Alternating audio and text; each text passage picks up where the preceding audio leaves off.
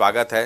वैभव त्रिपाठी जी एक बार फिर हमारे साथ जुड़े हैं, कांग्रेस का पक्ष रखेंगे और राजनीति। देखिए, सब ठीक है और ये जो भी बातें आप कह रहे हैं वो सबकी अपनी व्यस्तता है, सब अपना चुनाव में लगे हैं। और मैं आपको बता दूं कि चाहे होली मिलन समारोह हो, उसमें अगर कोई नेता नहीं पहुंच पाए हैं तो इसका ये बिल्कुल मतलब नहीं है कि गठबंधन पे कोई असर है। गठबंधन मजबूत है और पूरे देश के लेवल जनभावना के अनुरूप ये गठबंधन इसलिए बना क्योंकि जनता वोटों का विक्राम नहीं चाहती। जनता ये कह रही है कि आप बार बार बिखर के 4 जगह लड़ते हैं और हम वोट करते हैं और ये सरकार जीत जाती है और इनकी तानाशाही इस स्तर पे चलती है कि ये कहते हैं कहाँ है महंगाई। महंगाई इनको दिखती नहीं क्योंकि ये अमीरों के लोग हैं, ये अमीरों का घर भरने वाली सरकार है। मैं आपको एक आंकड़ा बताना चाहता हूँ कि 2004 से पहले या 2014 तक जो पेट्रोलियम से सेंट्रल गवर्नमेंट का राजस्व होता था वो 70-80 हजार करोड़ का सालाना होता था। और अब जो स्थिति है, भारत सरकार ने ही डेटा जारी किया था कि 4,80,000 करोड़ वो हो गया सालाना। आशीष जी नोट करते मतलब भाई, जब आप ऑफिस जो राजस्व है वो लगभग 6 गुना बढ़ गया। कैसे? वो ऐसे कि एक तरफ तो पेट्रोलियम कंपनियों को खुली छूट दे दी रेट बढ़ाने का, वो बढ़ता जा रहा है, 70 का पेट्रोल 100 हो जाता है। और ऊपर से जो सेंट्रल एक्साइज 2014 तक 18% था वो 42-45% तक सेंट्रल गवर्नमेंट ने बढ़ा दिया पेट्रोलियम पे। तो इस वजह से वो राजस्व बढ़ा है। अभी हमारे साथी सपा के प्रवक्ता कह रहे थे कि जो सरकार है जेब काट रही है किसानों का, वो ऐसे ही काट रही है कि 6,000 रुपए साल का देंगे लेकिन 4 लाख करोड़ रुपए आपके जेब से डीजल पेट्रोल के माध्यम से निकाल दे। तो ये सरकार देती 54 है और वसूलती सैकड़ा है। तो ये जो पूरी स्थिति है, जनमानस, विपक्षी गठबंधन, इंडिया के लोग, ये सारे लोग अपने मूल मुद्दों के लिए खड़े हैं और उस पर काम कर रहे हैं। ये किसी कार्यक्रम में पहुंचना न पहुंचना ये सब प्रासंगिक नहीं है।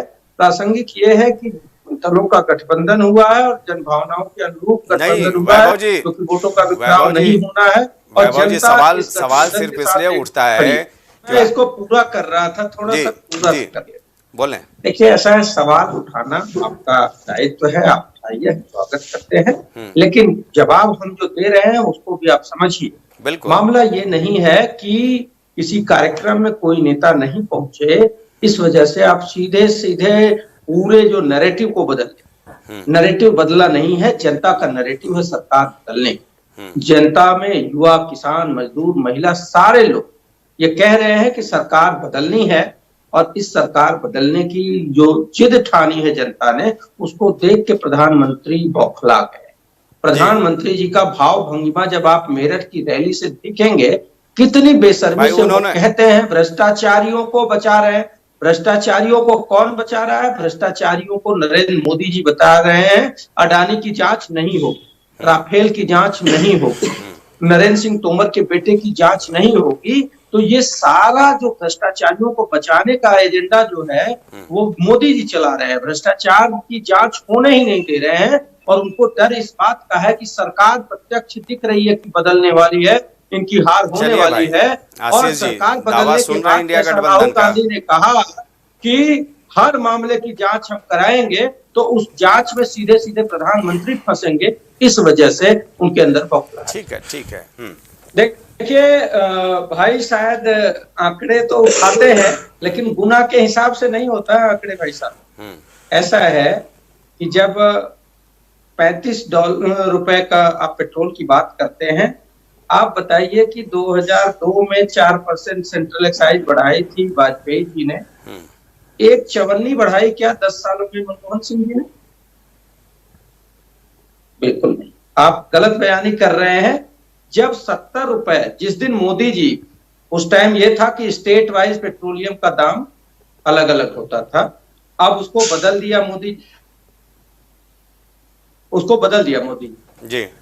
अब उसमें क्या था कि जब 73 रुपए का ये बात कर रहे हैं, उस टाइम पे इंटरनेशनल मार्केट में जो क्रूड ऑयल था वो $166 का था, तब 73 रुपए पेट्रोल था।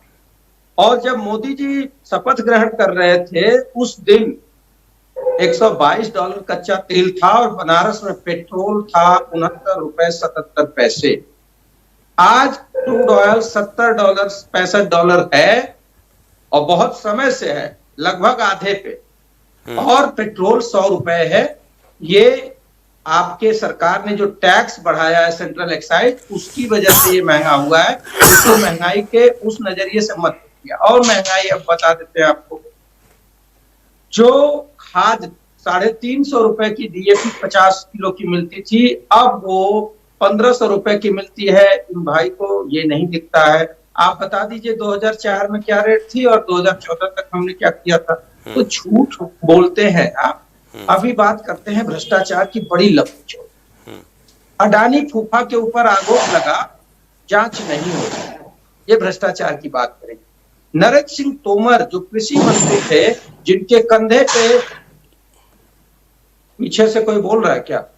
नहीं बोलिए। कृषि मंत्री नरेंद्र सिंह तोमर के कंधे पर जिम्मेदारी थे किसानों की हालात को अच्छा बनाने के, आत्महत्या के दर को कम करने की, उनकी आय बढ़ाने की। लेकिन किया क्या नरेंद्र सिंह तोमर जी के बेटे ने? 10,000 करोड़ नरेंद्र सिंह तोमर ने घर बेच के 10,000 करोड़ दिया था क्या? वो हवाला के जरिए ले गए विदेश में, वहां गांजा और अफीम उगा रहे थे। वो कमीशन खोरी का, भ्रष्टाचार का ही पैसा था, उसकी जांच नहीं हो। राफेल जो इंटरनेशनल डील थी, जिसमें और देशों को 500 करोड़ का राफेल मिलता है और हमारे प्रधानमंत्री जी 1600 करोड़ का राफेल खरीदते हैं। हमारे देश का पैसा गया राफेल में, गरीबों के मेहनत का खून पसीने की कमाई गई। हमारे देश के प्रधानमंत्री जी कहते हैं जांच नहीं होगी। और फ्रांस जहां पैसा गया, उसने डसॉल्ट एविएशन की जांच कराई और फ्रांस की सरकार कहती है कि इसमें घूसखोरी हुई, ब्राइब लिया गया, बहुत महंगे ब्राइब दिए गए और बहुत लंबा चौड़ा हेरा।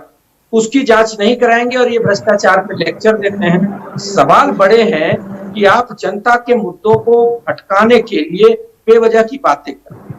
अरविंद केजरीवाल की बात जो ये कह रहे थे, अरविंद केजरीवाल को किसके बेस पे, क्या शराब नीति में क्या हुआ था? उस शरद चंद्र रेड्डी जो शराब कारोबारी था, उसको पहले ईडी लेती है, उसको जमानत कैसे मिलती है? 60 करोड़ भाजपा को जब इलेक्टोरल बॉन्ड का चंदा देता है तो उसको जमानत मिल जाती है और उसके आरोप पे केजरीवाल को जेल में।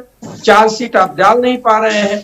तो जो न्यायिक प्रक्रिया है, आप उसके सहारे विपक्ष के नेताओं को डरा रहे हैं, धमका रहे हैं और चुनाव में उनको प्रचार से रोक रहे हैं। क्यों?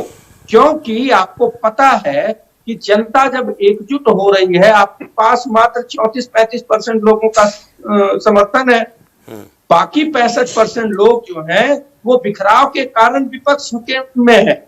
तो वो 65% में ये कोशिश है कि कम से कम 50-55% जनता एकजुट हो जाए, और जब वो एकजुट हो जाएगी तो मोदी जी की सत्ता हट जाएगी। चलिए, और जब वो सत्ता हट रविंद्र जी के पास चलने आपके सहयोगी।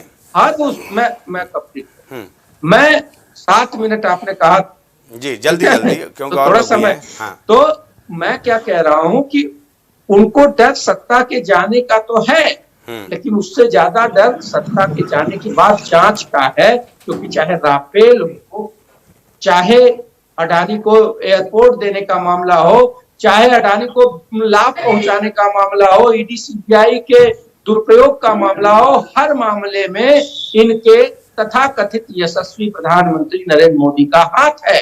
ठीक है, तो वो जानते हैं कि जब जांच होगी तो सबसे पहला जेल में जाने का नंबर भाई सवाल आपसे है, वैभव जी ने